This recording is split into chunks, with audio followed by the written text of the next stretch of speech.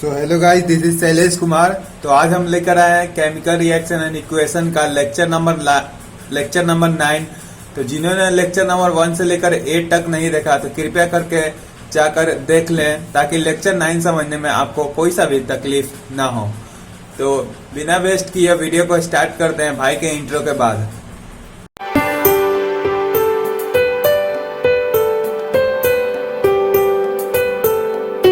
आइए वीडियो को स्टार्ट करते हैं। तो हमारा आज का टॉपिक है, हेडिंग आप लोग लगा लीजिएगा, डेट इज डबल कितना नंबर था?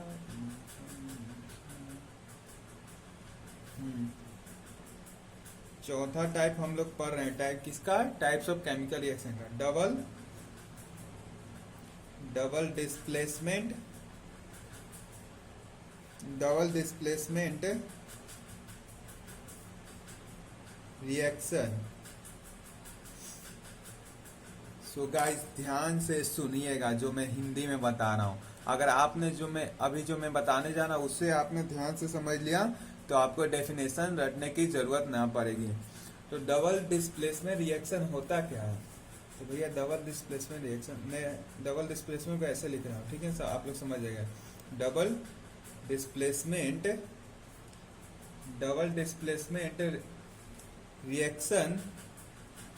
रिएक्शन आमतौर पे यूजुअली इसी को बोलते हैं डबल डिस्प्लेसमेंट रिएक्शन। आमतौर पर एक सॉल्यूशन में तब होता है जब एक प्रोडक्ट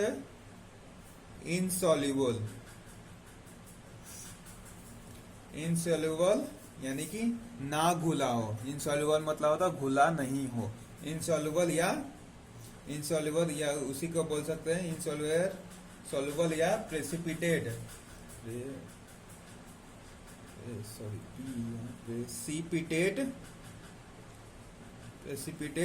फॉर्म में हो, उसी को हम डबल डिस्प्लेसमेंट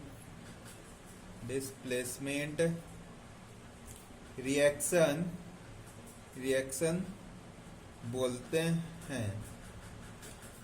तो भैया अभी तक मैंने जितने भी टाइप बताए थे उसमें डायरेक्ट मैंने डेफिनेशन लिखवा दिया था, ताकि वो टाइप उतना हार्ड भी नहीं थे। लेकिन ये टाइप जो है डबल डिस्प्लेसमेंट रिएक्शन, ये समझने लायक है, इसलिए मैंने आपको पहले थोड़ा सा पूरा हिंदी में समझा दिया। तो आइए मैं एक बार फिर से समझा देता हूँ। डबल डिस्प्लेसमेंट रिएक्शन आमतौर पर उसे कहते हैं कि जो एक सॉल्यूशन में तब होता है। क्या? सॉल्यूशन में तब होता है जब एक प्रोडक्ट, इस लाइन को ध्यान से समझिएगा, जब एक प्रोडक्ट इनसॉल्युबल मतलब घुला हुआ ना हो, इनसॉल्युबल या प्रेसिपिटेट के फॉर्म में। कौन सा? एक प्रोडक्ट क्या होता है आपको मालूम है ना, राइट हैंड साइड, उसी को प्रोडक्ट कहते हैं। जब एक प्रोडक्ट इनसॉल्युबल हो या प्रेसिपिटेट के फॉर्म में है, उसी को हम लोग डबल डिस्प्लेसमेंट रिएक्शन कहते हैं। तो भैया आइए इसका डेफिनेशन लिख लेते हैं। डेफिनेशन,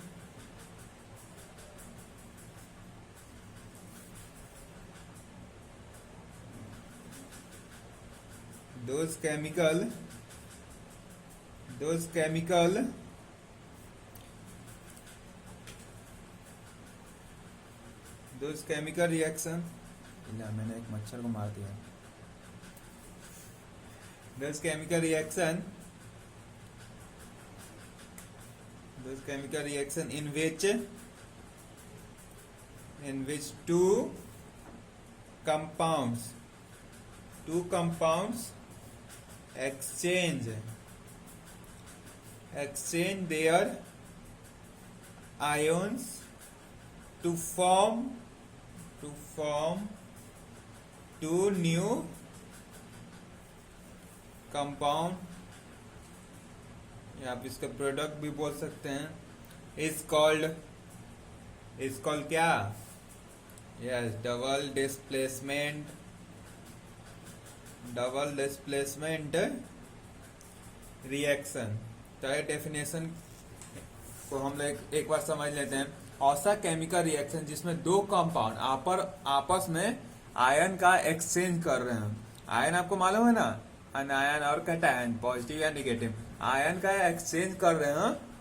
एक्सचेंज करने के बाद जब केमिकल रिएक्शन होगा यानी कि डबल डिस्प्लेसमेंट रिएक्शन होगा, तो उसमें से दो कंपाउंड बनेंगे, या दो कंपाउंड या आप दो प्रोडक्ट भी कह सकते हैं।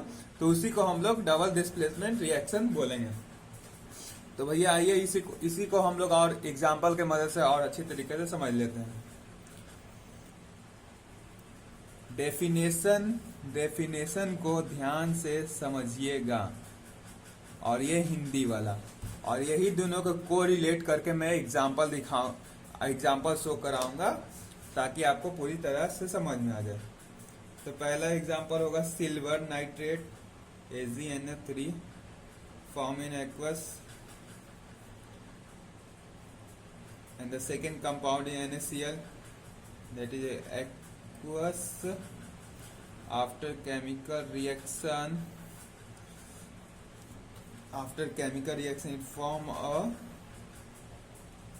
is silver chloride, that is solid, and sodium nitrate, that is aqueous. तो भैया अब आती है डेफिनेशन की बात। शुरुआत पिछला वीडियो में मैंने बताया था कि कोई सभी कंपाउंड में शुरुआत वाला पॉजिटिव होता है और सेकेंड वाला निगेटिव होता है, यानी कि पॉजिटिव निगेटिव को अट्रैक्ट करता है। वही बॉयज गर्ल्स वाला कॉन्सेप्ट, एक पॉजिटिव है एक निगेटिव है, एक पॉजिटिव है और एक निगेटिव। तो भैया पॉजिटिव किसको अट्रैक्ट करेगा? एंड निगेटिव को। पॉजिटिव निगेटिव को अट्रैक्ट करेगा। तो भैया हमने क्या फॉर्म किया? AgCl। इसको मैं और अच्छी तरीके से आप लोग को दिखा देता हूँ, समझने में दिक्कत ना हो। AgCl पॉजिटिव निगेटिव को अट्रैक्ट किया, पॉजिटिव निगेटिव को अट्रैक्ट किया। आफ्टर फिर उसके बाद क्या करेगा? उसके बाद NaNO3, यहाँ पे ये पॉजिटिव हो गया और यहाँ पे ये पॉजिटिव हुआ। और यहाँ पे ध्यान देने वाली बात यह है कि पहले कंपाउंड का रिएक्टर में पहले कंपाउंड का ही पॉजिटिव, और रिएक्टेंट में दूसरा जो कंपाउंड है उसका निगेटिव ही आएगा। ये नहीं कि इसका निगेटिव पहले आ गया, यानी कि रिएक्टेंट का पहले कंपाउंड का सेकेंड एलिमेंट आ गया और इसका ये है, नहीं, ऐसे नहीं होगा, ऐसे कभी भी नहीं होगा। इसलिए पॉजिटिव निगेटिव को अटैक किया, that is AgCl positive negative and NaNO3। तो भैया अब इसको और इलिस्ट्रेट वे में लिख सकते हैं। Silver nitrate plus sodium chloride after chemical reaction it form a silver chloride and sodium nitrate. लेकिन मैं ये सब नहीं लिखवाऊंगा। मैंने डेफिनेशन में क्या बोला था कि जब एक प्रोडक्ट इनसॉल्युबल, या तो इनसॉल्युबल होगा या तो प्रेसिपिटेट के फॉर्म में होगा। तो यहाँ पे एक इनसॉल्युबल प्रोडक्ट है, जो कि इनसॉल्युबल मतलब क्या होता है? जो कि सॉल्यूशन में ना घुलता हो, और इनसॉल्युबल जो कि सॉल्यूशन में ना घुलता हो यानी कि वो प्रेसिपिटेट हो। तो यहाँ पे प्रेसिपिटेट कौन है? Silver chloride. सिल्वर क्लोराइड कौन सा प्रेसिपिटेट में? व्हाइट। प्रेसिपिटेट का सिंबल क्या होता है? जी हाँ, PPT। PPT। तो भैया डेफिनेशन फुलफिल कर दिया ना। जब डबल डिस्प्लेसमेंट रिएक्शन होता है तो उसमें आमतौर पर एक सॉल्यूशन में होता है। फिर उसके बाद जब एक प्रोडक्ट इनसॉल्युबल हो तो उससे हम पहचान सकते हैं कि वो डबल डिस्प्लेसमेंट रिएक्शन का एग्जाम्पल है। इसी प्रकार सेकेंड एग्जाम्पल ले लेते हैं। बहुत ही सारे एग्जाम्पल आज लेने वाला हूं मैं, ताकि आपको कोई सा भी तकलीफ ना हो। Copper sulphate aqua solution, that is copper sulphate aqua solution. Hydrogen sulphide, that is gas. Hydrogen sulphide सरे हुए अंडे से स्मेल आता है। कभी सरा हुआ अंडा आपने स्मेल किया है? आफ्टर केमिकल रिएक्शन फॉर्म, चलिए मैं आपको एक एक करके लिख के दिखाता हूँ। Positive negative, positive negative. तो भैया क्या होगा? Positive negative, positive negative, positive negative. After form of copper sulphide plus H2SO4, that is sulphuric acid. तो ये आप लोग लिख लीजिएगा कॉपर सल्फेट इलिस्ट्रेट वे में, ताकि आपको समझने में और भी आसानी हो जाए। Plus hydrogen sulphide after chemical reaction form of copper sulphide plus sulphuric acid. लेकिन मैं यहाँ पे उतना टाइम वेस्ट नहीं करूंगा, मैं काफी सारे लेक्चर में बता देगा। मैं सिर्फ यहाँ पे बताऊंगा प्रेसिपिटेट कौन है। तो भैया प्रेसिपिटेट प्रोडक्ट में कोई एक कंपाउंड प्रेसिपिटेट होगा। तो यहाँ पे कौन सा प्रेसिपिटेट है? कॉपर सल्फाइड यहाँ पे प्रेसिपिटेट है। क्या? कॉपर सल्फाइड कौन सा प्रेसिपिटेट है? कौन सा कलर है? Black PPT. ये जो मैं बता रहा हूँ ना, कौन सा प्रेसिपिटेट कौन से कलर में, ये आपको याद करने हैं। एग्जामिनेशन में यही पूछे जाते हैं। सो गाइस, अब जो मैं आपको बताने जा रहा हूँ दैट इज थर्ड। इसमें थोड़ा आपको अजीब लग सकता है, और इस रिएक्शन का नाम है न्यूट्रलाइजेशन रिएक्शन, जो कि अगले चैप्टर में हम लोग पढ़ने वाले हैं, एसिड बेस एंड सॉल्ट, जो कि आता है सॉल्ट चैप्टर में, सॉल्ट के टॉपिक में। तो उसको हम लोग अगला चैप्टर जब स्टार्ट करेंगे तो उसमें मैं अच्छी तरीके से समझा दूंगा। हालांकि इस एग्जाम्पल को भी समझ लेते हैं, और जो कि आपके स्कूल एग्जामिनेशन में पूछे जाते हैं, डबल डिस्प्लेसमेंट का रिएक्शन एग्जाम्पल दे करके, और आपसे ज्यादातर यही एग्जाम्पल दिए जाते हैं। क्यों भैया दिए जाते हैं? तो इसका एक कारण है जो कि मैं अभी बताऊंगा।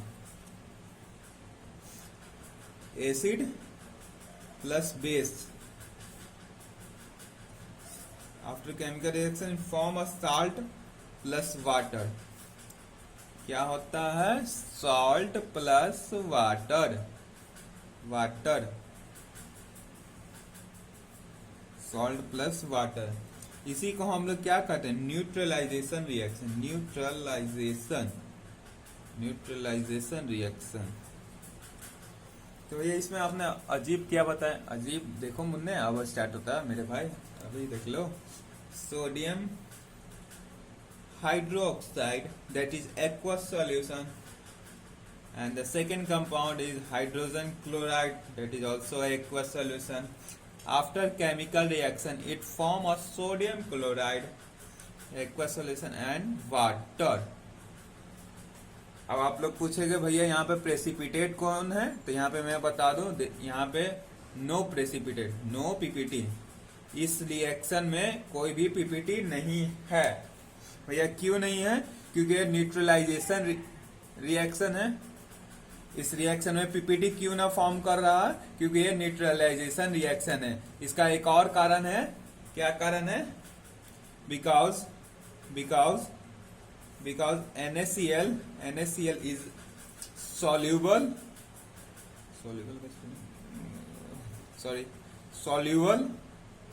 in water।